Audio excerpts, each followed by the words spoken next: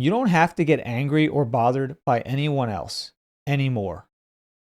The thing is, sometimes people cross our boundaries or quote unquote push our buttons, and it leads to us accumulating some different energy that can lead to tilt, anger, frustration, whatever it is. It all depends on the context, of course.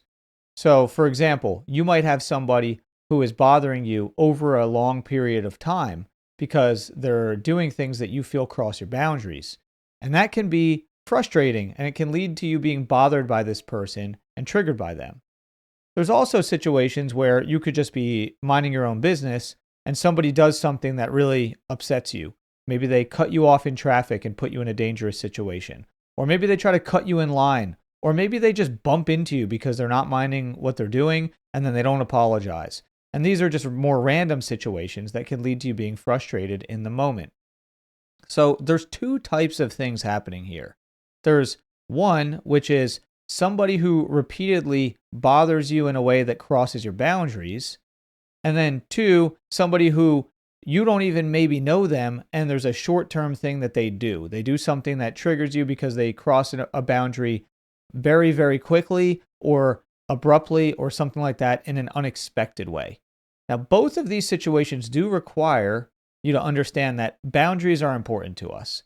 And boundaries are complicated because we might have boundaries of, like, let's say, personal space. We don't want to be, touched in public, let's say. We don't want to be bumped into aggressively because that's a boundary. That's our personal space. We don't want, everyone knows, like, if someone gets way too close talking to you and all of a sudden their face is right here, it just feels completely uncomfortable. It's crossing a boundary. It's a personal space boundary. We all have thresholds for this type of thing. And that is one type of boundary that can be crossed. But another type can be, maybe you have a certain boundary, like, I don't like to be talked to a certain way. And there's somebody who just constantly talks to you that way. Maybe you have even told them, hey, I really don't like it when you say this kind of thing to me. It makes me feel a certain way. And then they just do it again and again. That's a different type of boundary. But in all these cases, these are still boundaries. We have boundaries for ourselves. And most people don't know what our boundaries are. And this is an important thing to understand. People aren't always going to understand what your boundary is. They're just not. It's just the way it is. No one's just going to go through life assuming what everyone's boundaries are. Now, there will be some situations where people assume certain things. Like, most people just know, okay, I'm not going to get right in someone's face because it's going to probably lead to a negative reaction. So understand this. If your boundaries get crossed, you are going to feel negative emotion come in. It's just the way it is. It's going to trigger fight or flight responses. So when our boundaries get violated, there's a fight or flight response that happens. And this is just something that's just built into our brains. So if somebody cuts you off in traffic, crosses a personal boundary, let's say, and puts your safety at risk, you're going to go into fight or flight mode. You're going to have a quick adrenaline rush. There's, the cortisol things that happen. There's a lot of things. There's a lot of chemical process in the brain. I'm not going to talk about all those because there's plenty of other videos out there that will cover that for you, and you can just look that up. This isn't about the science of what's happening in your brain. This is more about how do you handle it, and how do you get to the point where you're not angry or bothered by anyone else anymore. So the first thing is, let's talk about short-term boundaries being crossed first. So when it comes to the two types that we talked about, the quick and the long-term, we're going to focus on the quick first. So this is something like someone cutting you off in traffic, somebody, bumping into you and maybe not saying sorry and you're just getting frustrated by it, somebody cutting you in line at the store, somebody violating a social rule that negatively affects you and you don't even know who this person is. It's just something that just rubs you the wrong way, quote unquote, pushes your buttons, whatever you want to say, however you want to describe it. We've all experienced this type of thing. So when this happens and somebody does this to you, you're going to go into fight or flight, whether you want to or not. It's very difficult to not get into that mode. Now, over time, you can get to the point where you become less sensitive to certain things, to where your fight or flight doesn't react as much. Anybody who's a parent can tell you this. When you're a newer parent and your kid is screaming, especially like when they're like a toddler and they're throwing things and causing a mess, it's extremely difficult to not get reactive and frustrated and super, just caught off guard and imbalanced and all that stuff. But over time, as you spend more time around children, and let's say you have more children, you find yourself becoming less reactive, less quick to get upset and all that stuff over time. And this is because you become somewhat desensitized. And it doesn't mean that becoming less sensitive is a bad thing. Sometimes it's a good thing. It's actually us evolving as people and just becoming more resilient. So, for example, when my oldest son was young and he would freak out, I would get way more into fight or flight. Now that I have 3 children, my youngest, when she's doing something, it doesn't really affect me as much. And same thing, when my second son was born, things didn't affect me as much. So when it comes down to it, I'm not freaking out. I'm not panicking. I'm not going into fight or flight as often. It takes more to trigger the fight or flight.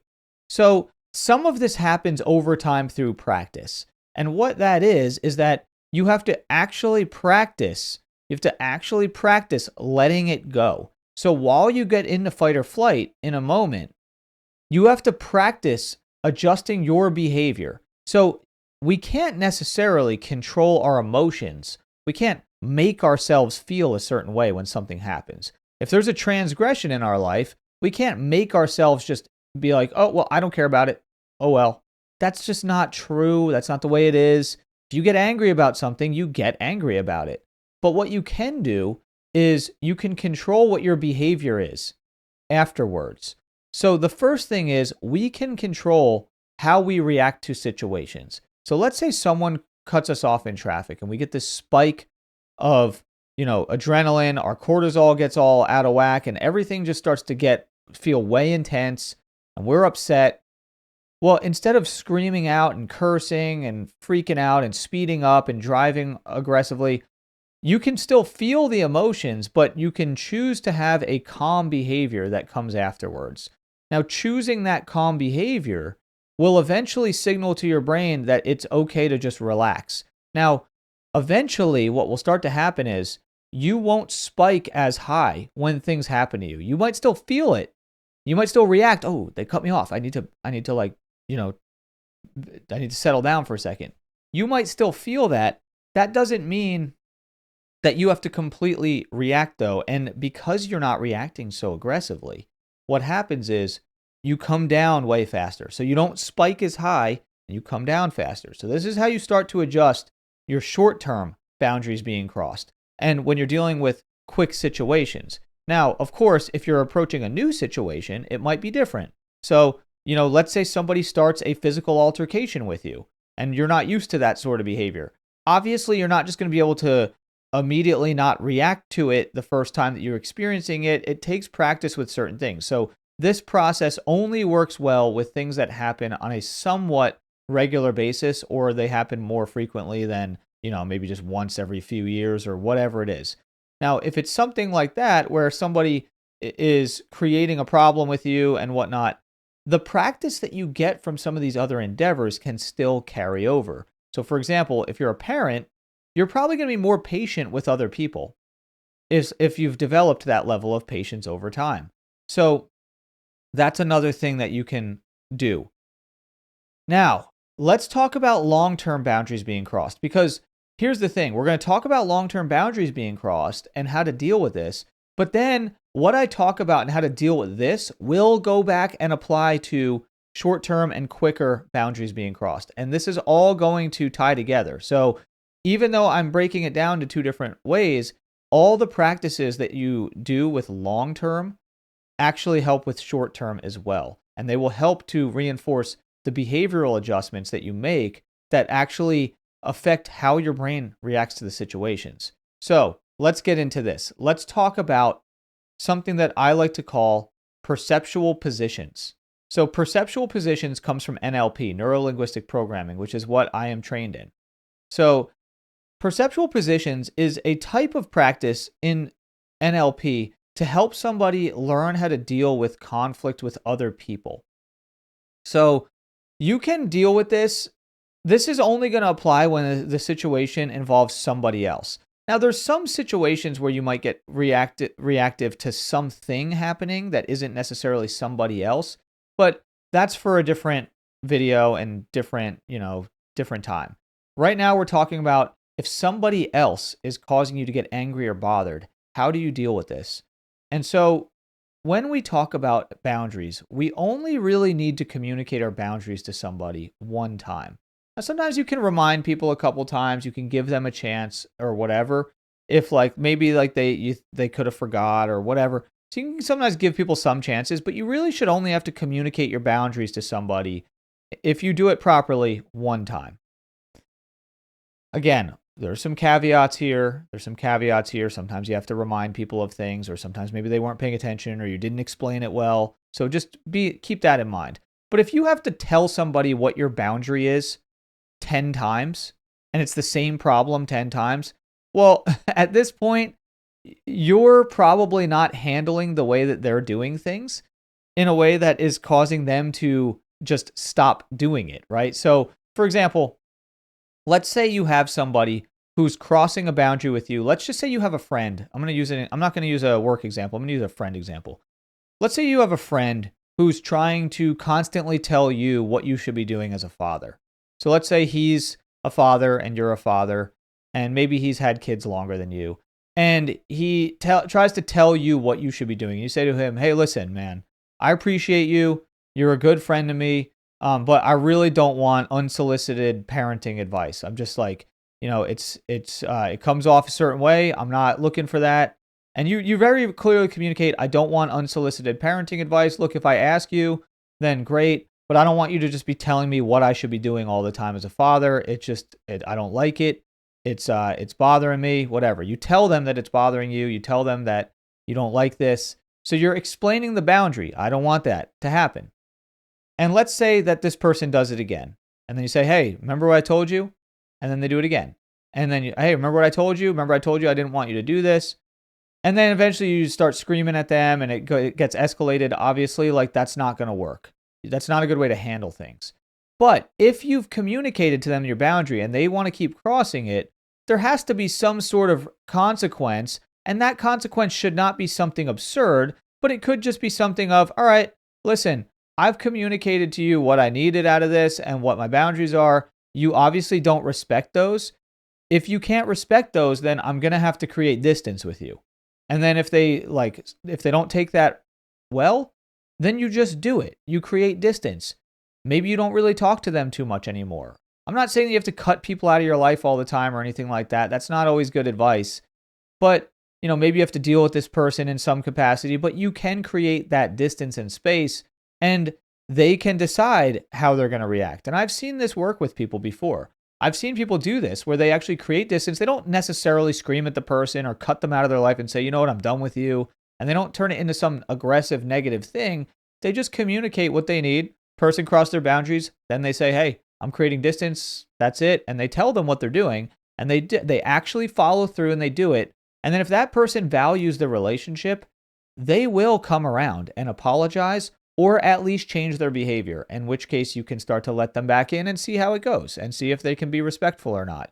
People can change. I don't like all this advice out there. Oh, people don't change. People can't change. Yeah, there's certain aspects of people that don't change that much. Like the way somebody's sense of humor might not change that much, like somebody's personality to some extent. But there are a lot of things that we can change about ourselves, a lot. And it's kind of a ridiculous thing to say people don't change. It's a way of writing people off and making an excuse of, well, I'm justified in just completely cutting this person off because they don't change. It's actually taking a cop-out way because you're not wanting to handle the conflict, so you're being avoidant. And that's not an okay way to behave. It's just not. You have to take accountability for your part in things. So if you're communicating boundaries, you have to take accountability in how you handle it, how you talk to people, and make sure that you're maintaining integrity and respect. So let's get into the perceptual positions. If you've been communicating to somebody this and you have this situation, well, first thing to do if you're feeling bothered, angry, whatever, and especially if it's going on over a prolonged period of time with a friend, a colleague, whatever it is, then what you want to do is do this practice. So close your eyes and see what's happening from your point of view. Bring up some experiences with this person. Bring up one of the most recent ones that triggered you and actually feel it, experience it, look at it through your own eyes again, and really get close with what you were feeling, why you were feeling how you did, what your perspective is. That's called position 1. That's the first person. That's your point of view, associated point of view. Now what I want you to do is associate into the other person's point of view. So actually try to see the situation from their eyes, as if you're them having this confrontation with you. So you're now them, and you're seeing it through their eyes. And what I want you to do is think about, well, what are they actually feeling? What are they thinking? How are they receiving what I'm saying to them? And I want you to actually feel it as if you're them. So now you're experiencing it from what's called the second position. The second position. It's position 2. So you've experienced position 1. Now you're experiencing position 2. So you've experienced this memory from both perspectives, both parties. Right away, reflect on, okay, has this given me any new understanding? Is there anything that's gone on here? And you'll almost guaranteed have a different perspective after doing this right away. Now what I want you to do is go to the third position, which is dissociated. You're dissociating from it and watching it like it's a movie. So you're watching yourself and this other person have this interaction, seeing what's happening, watching their body language, seeing how they're talking to each other, what the tone is, how they're reacting, how they're receiving things. And then right there, what you're going to find is you're going to get even more perspective on this. And now, if you want to take it one step further, go to the fourth position. So this position is going to be, imagine now you're in the dissociated position and you have somebody next to you. Now, this person next to you, for me, I like this to be Jesus. I'm a spiritual person. I'm a Christian. I like this to be Jesus. This is going to be my highest source of moral information that's going to probably give me the best perspective. But sometimes I will use a different perspective depending on the context. Like I might think of a mentor or somebody I really respect. It might not even be a mentor. It might just be somebody I know handles a certain type of situation really well. Maybe a former colleague. It could be a friend. It could be anybody. It could be a parent. It could be a sibling. It could be just someone that you see. It could be someone that you don't know, but you think would handle the situation really well or would have a good perspective on it. I think that typically Jesus, is going to be the best source. Or if you're a different religion, some figure from the religion is going to help you a lot here if you're a spiritual person. If you're not a spiritual person, I think just think of an authority figure of somebody that would have a good perspective that you respect. And put that person in position 4, which is right next to you, and have them watch it with you. Have them watch the experience with you the same way you just did from the third position. And what's that going to do? It's going to give you all this insight. And they're going to help you get some insight. So now you can actually have a conversation with this person. And if you're not a very visual person, you don't have to visualize them there. You could just imagine them being there, the presence of it. So this doesn't matter if you're visual, auditory, or kinesthetic, because you can experience this in any way. If you're kinesthetic, you can just imagine them hanging out next to you, and like you can feel the brush of their arm against near you. You can feel the presence next to you. If you're auditory, you can hear them talking to you. And if you're visual, you can see them there. There's a lot of ways to do this. You can use all of the above. And so this will work for anybody. It doesn't matter if you're visual dominant, auditory dominant, or kinesthetic dominant. It really doesn't matter. And so now you have all this perspective. And when I say seeing it through their eyes in the first position, third, second, all that, again, if you're not a visual person, you can still experience what they were hearing if you're auditory dominant, or how they were feeling if you're kinesthetic in their body, that sort of thing. But most of the time in this, you're going to have auditory and visual components. So all that said, now you've had this conversation with the fourth party. So you've experienced all these things. Now what I want you to do is just reflect on, okay, did I handle the situation well? Could I have done things better? Maybe did I react in a way that was appropriate? Now you're going to get insight here into, was your reaction appropriate? Was your behavior appropriate? What could you do differently? Did you communicate things properly?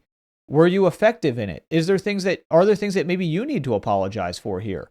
And all this stuff is going to lead to you having so much more awareness around the way that you behave in fight or flight moments. Now, if you start doing this on a regular basis with people in your life, you're going to improve your relationships with them. You're going to get better at forgiveness. You're going to get better at patience. And then what's going to happen is this is all going to trickle down to how you become reactive in general in situations. So then when you have a quick situation, like the situation of somebody cutting you off in traffic, right? Or maybe you're driving and somebody just gives you the middle finger, and you're just like, what was that? Why did that person do that? Instead of reacting, you're going to get actually better at handling that. And you might be able to quickly go, well, they might be having a bad day, whatever. The perceptual position is going to kick in and you're going to go back to their perception real quick. Maybe they're just having a messed up day. It's not personal. I'm not going to take it personally. I'm just going to move on. That was a bummer that happened, but that's okay. I'm not going to let it affect me. And then you don't internalize it and start talking about it. And you don't go and, hey, guess what? This person gave me the finger today. This person cut me off. And now I'm so upset. It's messing up my whole day. You're not going to do all that. You're not going to create it as a bigger problem. You're going to let the fight or flight drain out and you're going to move on. And it's not going to affect your day because you've done this perceptual positions work and you've become faster and faster at it over time. It actually will start to affect how you are with reacting. I've done this so much as a parent. I handle things so much better with my children by seeing what their perspective is and understanding their needs. I like, for example, if my youngest is throwing a fit about something because I didn't let her watch some movie and eat ice cream or something like that, I see it from her perspective. I understand, and I don't compromise my position, but I understand it. So when it's happening, I'm not freaking out. I'm just handling it very peacefully, calmly. And she might be freaking out a little bit, and I handle it so peacefully and calmly. And then she sees that, and then she respects it. It moves on, and progress is made. And that's the thing. By you being a better person in this way, and being a less reactive and a more patient person who doesn't get angry and bothered, and doesn't feel and experience those emotions for more than a couple of seconds, and then it just fades away, people will start to respect that about you. They'll start to get better because you're getting better. That's the beauty here. Now, if you're struggling because you are somebody who's had extreme problems with this before, there might be bigger work which goes into your self-identity and what you believe about yourself. And this goes beyond just the behavioral level. When you start to actually go up into identity level, values, your spiritual connection, how you actually think about yourself and what you believe about yourself, that will also affect your reaction around these types of situations. Now, that is a lot more involved, and I have a lot of resources available for free. It's at the link in the description. You can join my free school community, and I have resources on identity work and other things that you can do to improve this. So I won't cover that here, but you can get that for free in the school community. And I will cover that in more videos. So if you want me to cover more content like that, leave a message in the comments so that I know. I will get back to you in the comments. And also, let me know if you have any thoughts around any of this. If you try any of these practices, let me know in the comments. I'd love to have a discussion below this video in the comments. And also, even better, if you join the school community, we can have a more in-depth conversation there. So I will see you in the next one.